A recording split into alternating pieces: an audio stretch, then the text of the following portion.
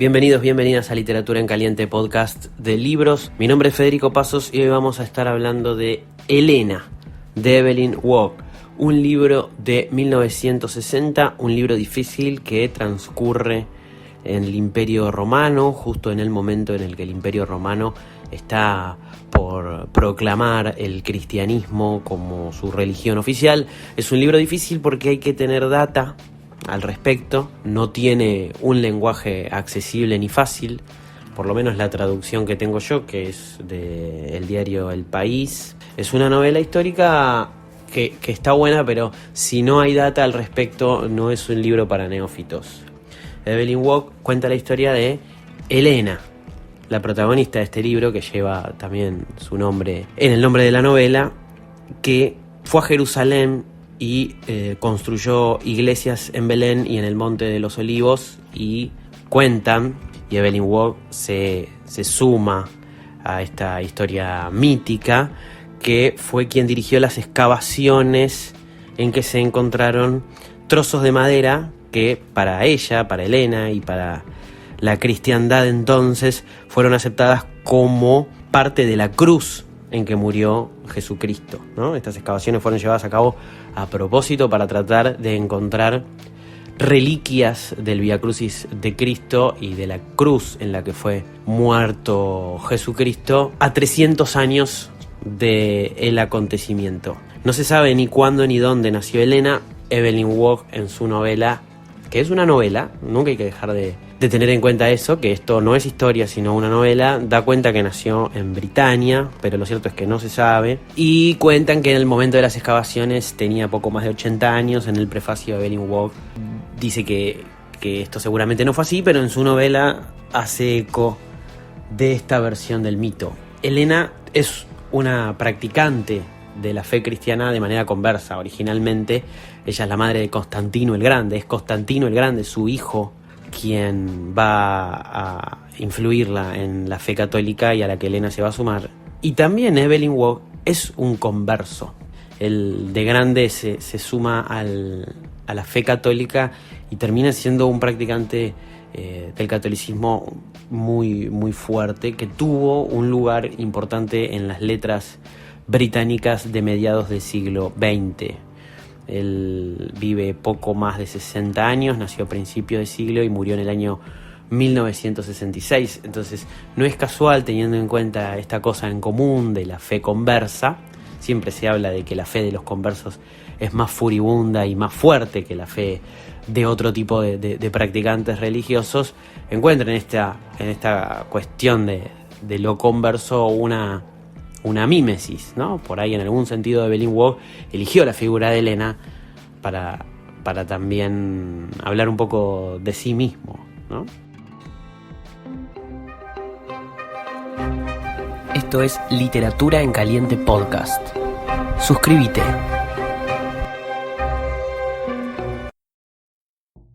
Les voy a contar mi impresión del libro, de un libro críptico, de un libro que insisto que es difícil. En este caso, para mí el libro tiene 2 o 3, si quiero enfatizar un poco más, cuestiones que me atraen. Por un lado, yo a este autor ya lo había leído en la conexión de Anagrama página 12, no lo conocía ahí. No es un autor que esté muy en boga en la actualidad, es un autor bastante conservador y que escribe en un tiempo histórico que hoy no está muy levantado y que quizás nos resulta un poco lejano, pero en este libro trata algunos temas que a mí puntualmente me interesan. Primero, la cuestión de Roma, que es una historia que uno nunca termina de conocer, que es algo común a toda la historia antigua y también a la antigüedad clásica, de la que hay un poco más de información quizás que de la antigüedad egipcia o mesopotámica, pero de todos modos uno nunca termina por lo menos en mi caso, de adoptar sus cuestiones históricas y sus recovecos. Por ahí me cuesta un poco, y acá aproximarse a través de una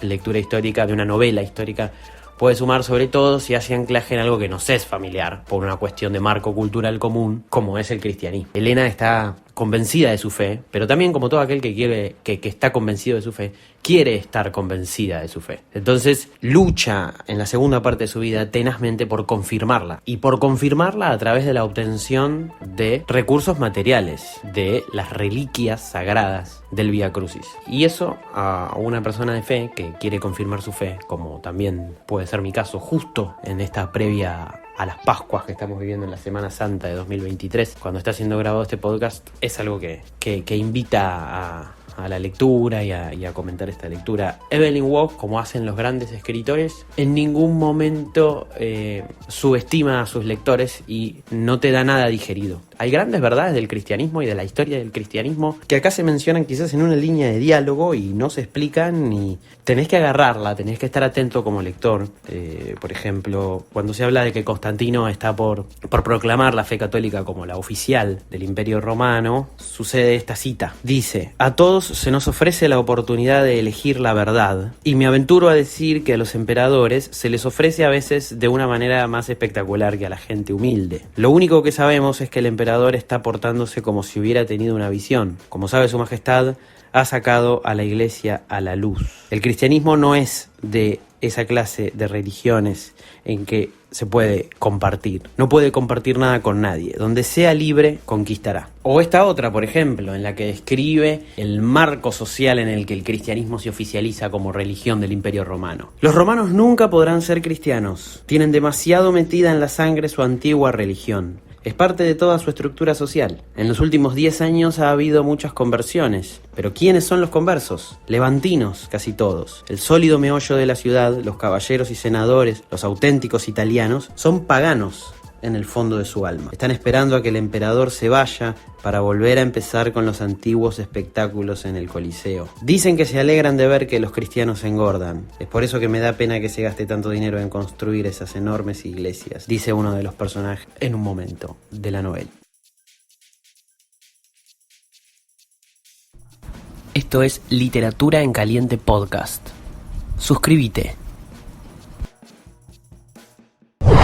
Un momentazo de este libro, es la muerte de Fausta. Uno de los personajes de este libro es la esposa, una de las esposas de Constantino el Grande, que es Fausta, una princesa. Estamos hablando de más o menos el 300 después de Cristo. Y en un momento se cuenta su muerte, que para mí genera a nivel literario el milagro de hacer que una muerte sea sexy. A mí todo lo que es tema muerte no lo asocio a lo sensual, al universo de lo sensual. Pero en este caso es la muerte más sexy, o quizás la única muerte sexy a la que alguna vez me aproximé, que es la de Fausta. Vamos a escucharla.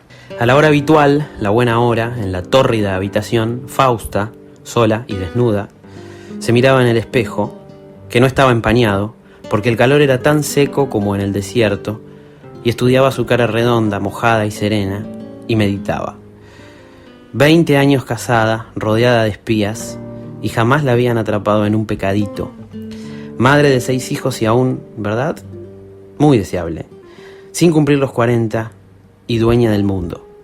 Hacía poco tiempo que los tapiceros habían completado la comodidad de aquella pequeña habitación con un colchón y almohadas de una delicada piel de cabra africana, que suaves como la seda, impermeables, con el olor del cuero hábilmente sofocado en aceite de madera de sándalo, era un triunfo del curtidor. Aquel cuarto seco y caliente era por su naturaleza el más sencillo. En la piscina había objetos artísticos. En el cuarto seco hasta la puerta tenía que ser sencilla. El bronce se calentaba demasiado y la marquetería de marfil y carey, parte del primer plano trazado, se caía a pedazos.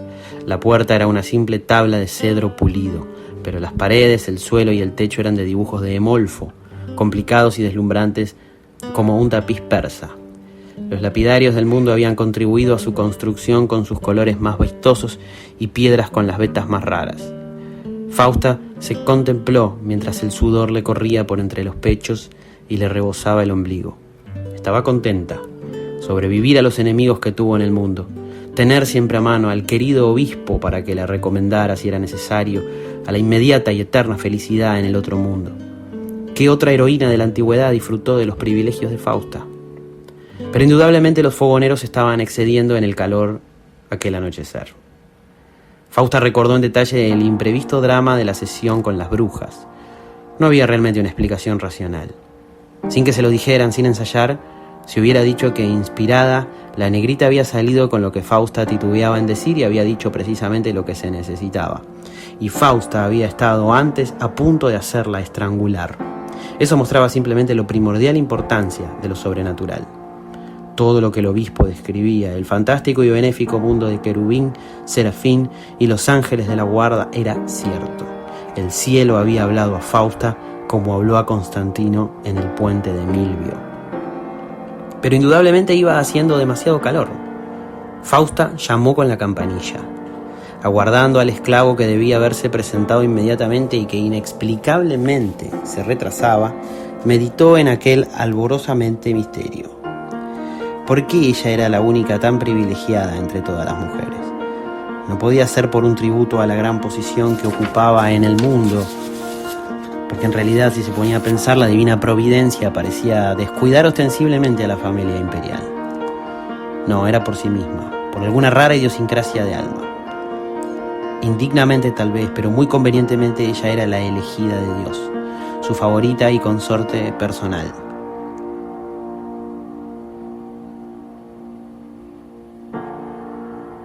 Eusebio le había insinuado más de una vez algo parecido. Ahora tenía la prueba palmaria. Nadie acudió a su llamada. El calor se hizo desagradabilísimo, intolerante. Cuando Fausta se incorporó para quedar sentada, su movimiento pareció abanicar el aire ardiente y el corazón le latió, atropelladamente. Puso un pie en el suelo, que ardía, y se apresuró a levantarlo. Agitó con furia, llena de miedo, la campanilla. Algo extraño pasaba. Nadie se presentó y la sangre le zumbaba en los oídos al ritmo de la bruja. El mundo era suyo, pero el mundo se enojó. No había que dar más de 3 pasos en el suelo de malaquita y pórfido. Pero había que darlos. Fausta, cautelosa hasta el fin, utilizó los almohadones como protección para no quemarse los pies. Llegó a la puerta, agarró resueltamente el ardiente picaporte y empujó. Pero la puerta no cedió. Fausta sabía que no iba a ceder.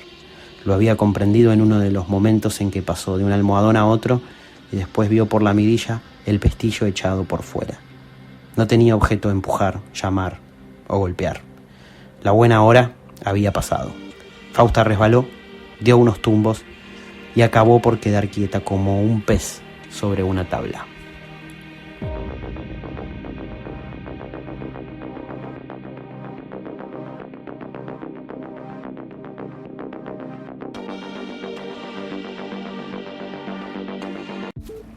Hasta acá llegamos con el episodio de Literatura en Caliente Podcast de hoy, dedicado a Elena de Evelyn Waugh. Si lo leíste, te voy a hacer un pedido muy especial, que es que en la edición publicada en YouTube, acá abajo en los comentarios, dejes tu opinión, dejes una discusión planteada.